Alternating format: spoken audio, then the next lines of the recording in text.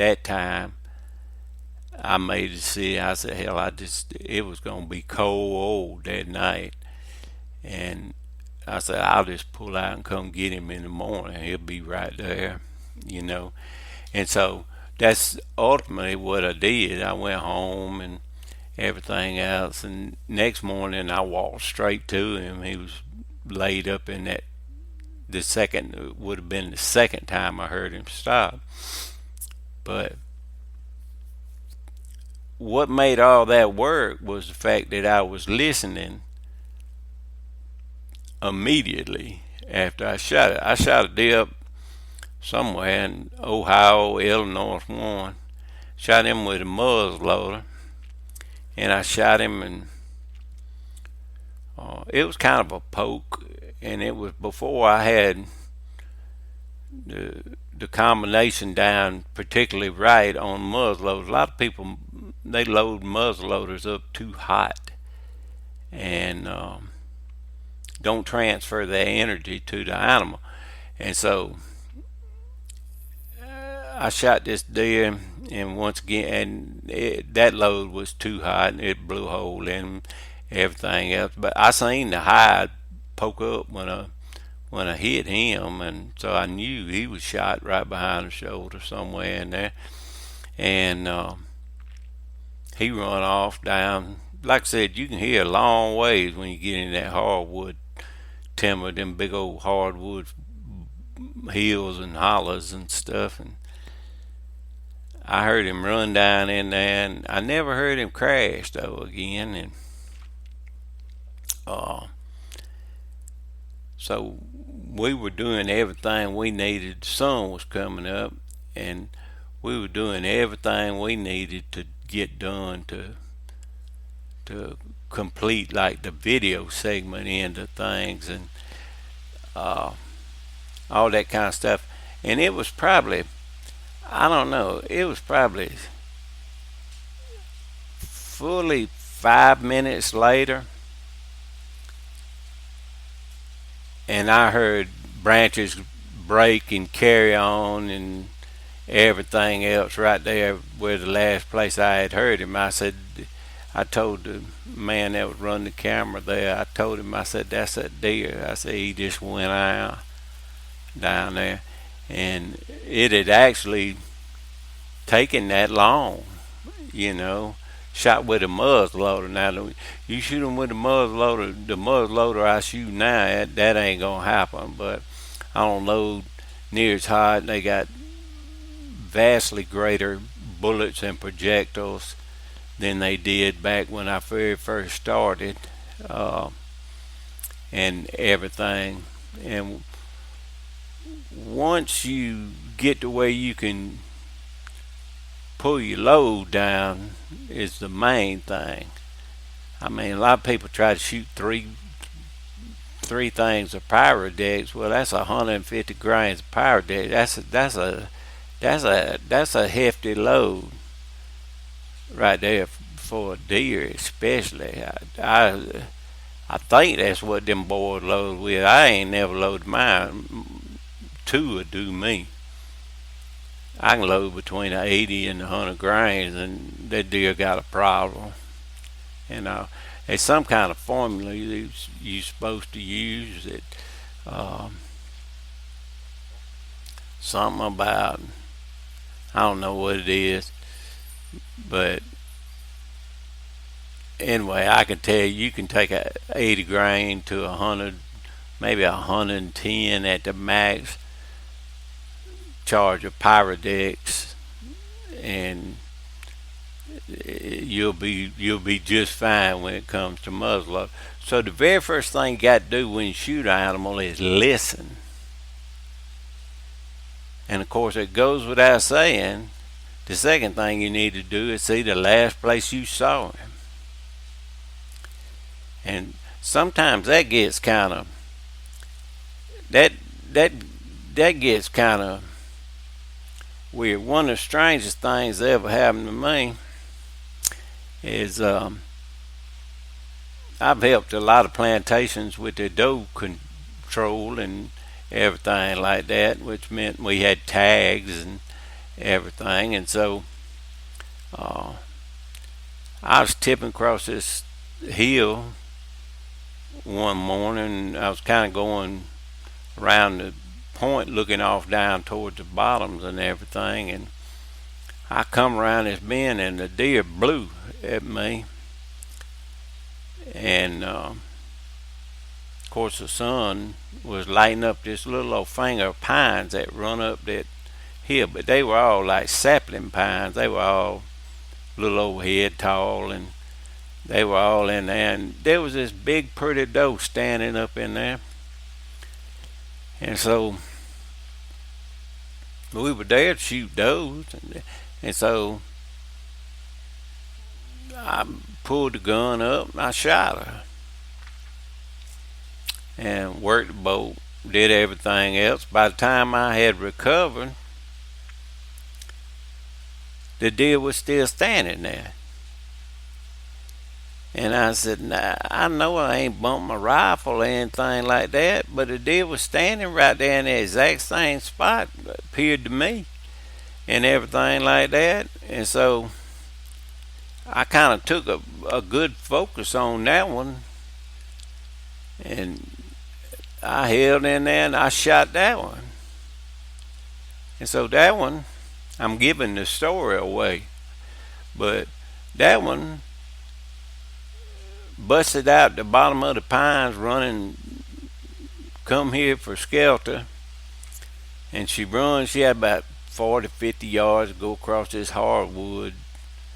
To reach the hardwoods in the bottom. She had a opening down there at the bottom where the field had wrapped around, and so anyway, she busted through that opening and got out there in that creek bottom. I listened to her, and she probably run, I don't know, 50, 75 yards out there in that creek bottom. And once again, it's leaves.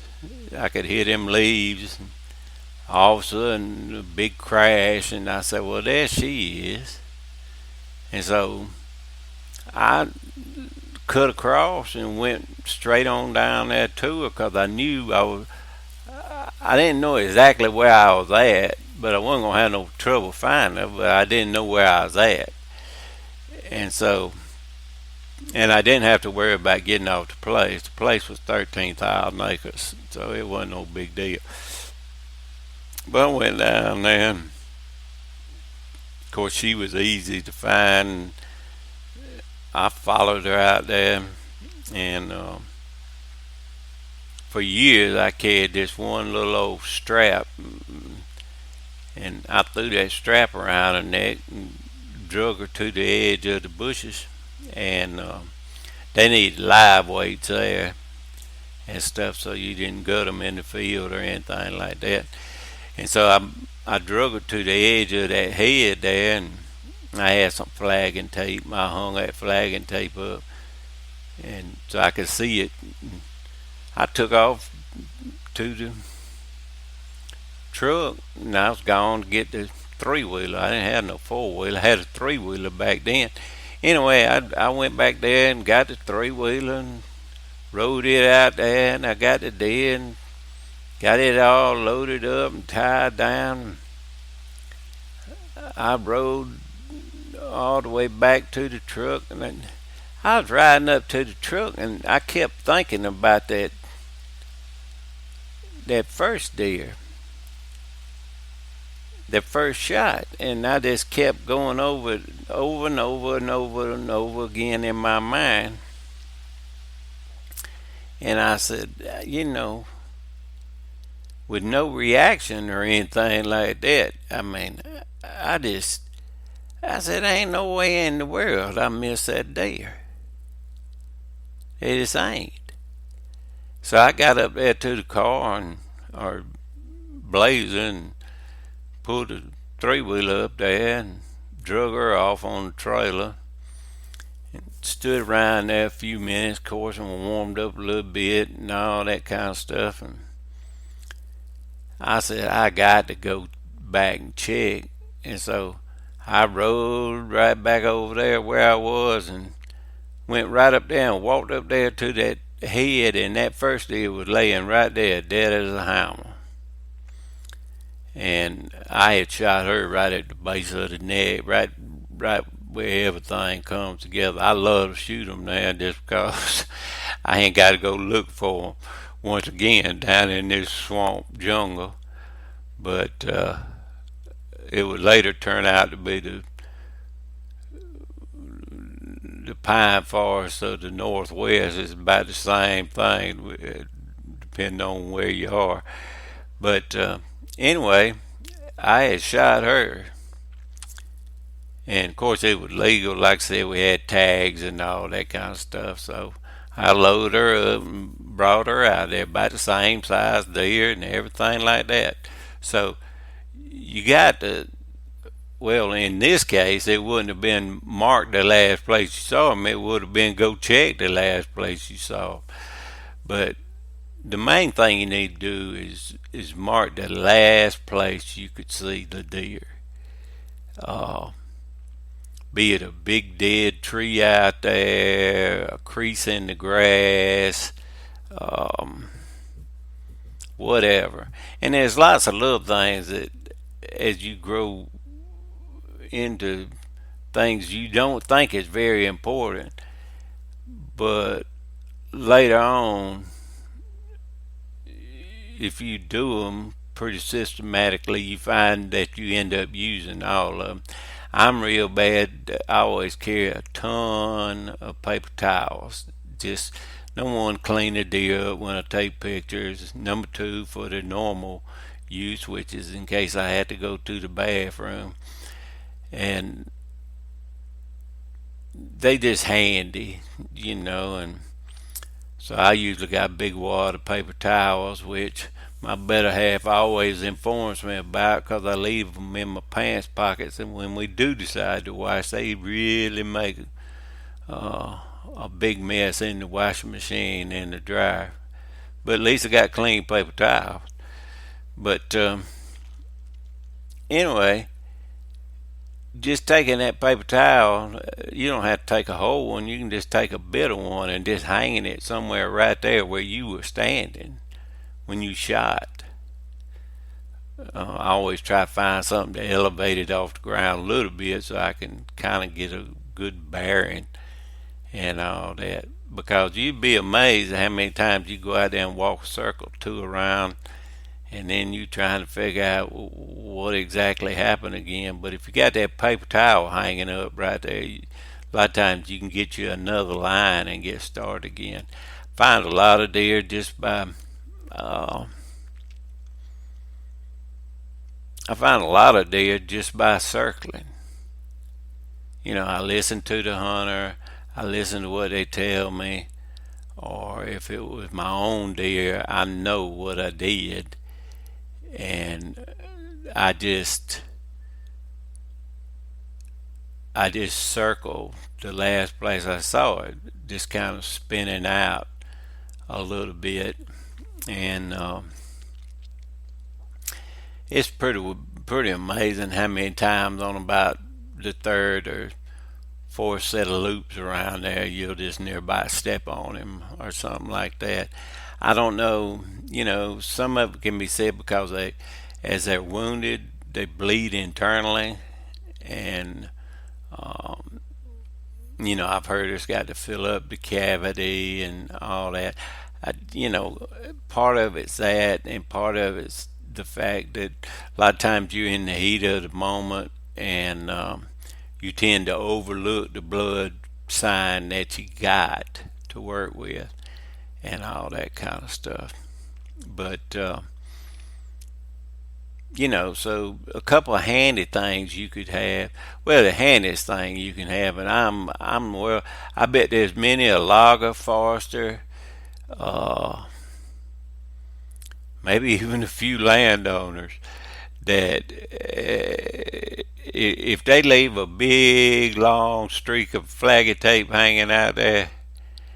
Now, I did take pity on a lot of them. I go up there and I get about 2 3 feet of it, and I leave about a foot hanging down, and I just roll that 2 or 3 feet up and stick it in my pocket. I have yellow and blue and lime green and